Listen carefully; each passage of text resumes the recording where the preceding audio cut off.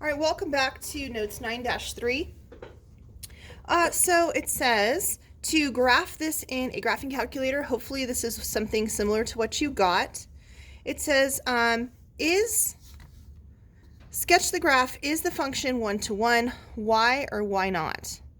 So it looks like it's crossing at -4. So let's go ahead and sketch it off to the side here.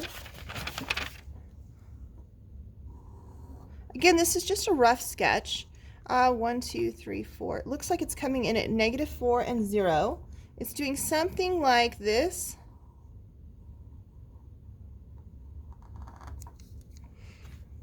Is that what we have here? Okay. So hopefully yours looked similar. Now it says, is the function 1 to 1, why or why not? So it's definitely a function, right? It passes the vertical line test.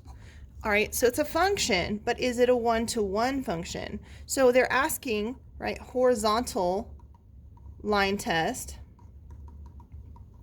It is not going to pass the horizontal line test, which is, I mean, you can see right here, if I drew a horizontal line, it's going to cross in two places. So no, no, not 1 to 1. And because it's not 1 to 1, the inverse will not be a function. So no, the inverse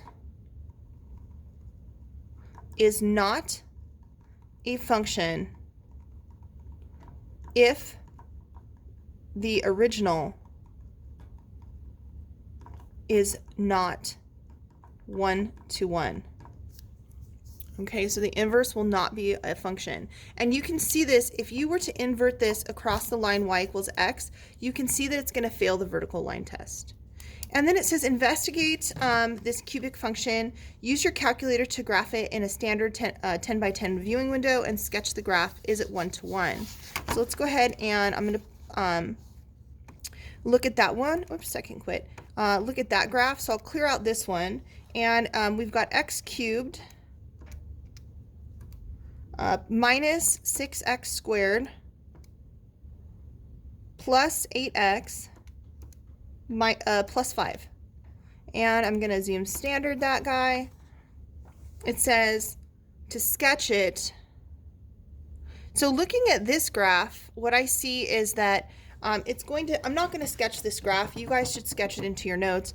But I can see that it's not 1 to 1, right? It's going to fail the horizontal line test. And so it says, is G a 1 to 1 function? No. Not 1 to 1.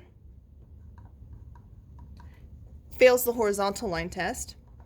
So no, the inverse will not be a function.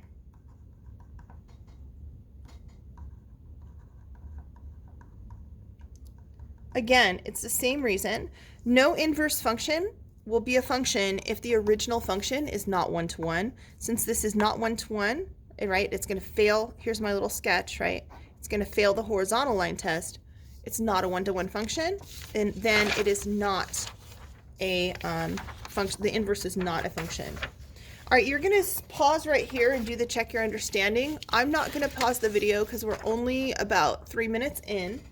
So go ahead and try the check your understanding. It says, determine without graphing whether f of x equals the cube root of x plus 2 is a 1 to 1 function. Explain your reasoning. All right, so this is in parent form, right? It is the parent shifted up 2. Therefore, since it is a translation of the parent, it will be a 1 to 1 function. So 1 to 1 because it is a translation of the parent.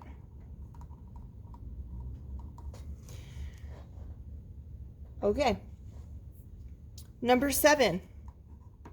Determine without graphing whether g of x equals x plus 5 to the third will be a function. Explain your reasoning. Sorry, whether the inverse will be. So this is a translation.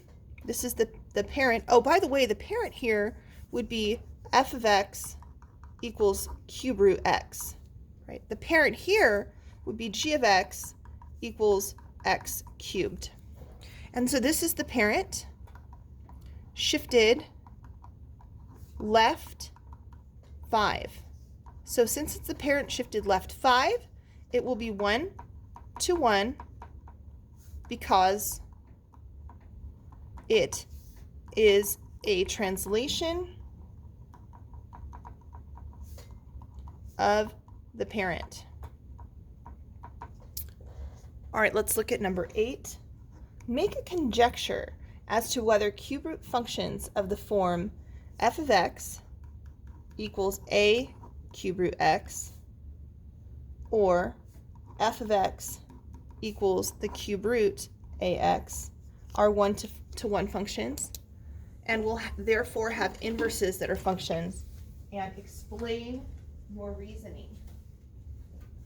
All right, so to make that conjecture, we could look back at a previous problem that we did, right? One of the previous problems that we did right here was a cubic, but do you see the leading coefficient was still 1, right? And the same thing here, the leading coefficient was still 1, right? There was no a value listed other than 1.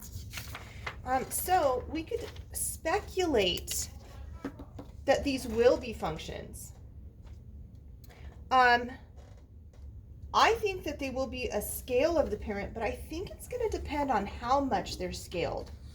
So let's go ahead and take a look at, in our calculator, what we think is going to happen there. So I'm going to grab my calculator and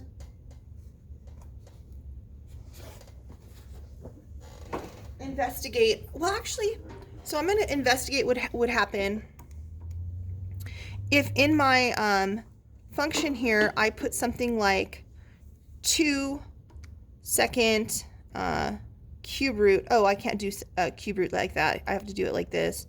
X up to the 1/3 power. So let's see what would happen to that graph.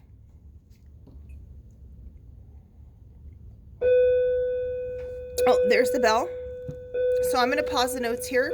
Actually, I'm going to finish up this last thing, and then we'll be done with notes because this is the last question.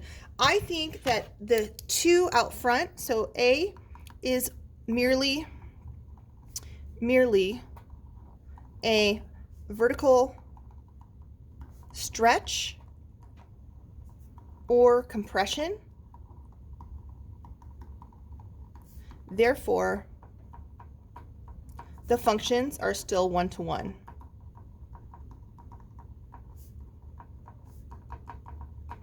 So the inverses will be functions. All right, guys, I apologize for the bell. I will see you tomorrow in class. Hopefully you took your notes, and don't forget to study for your test.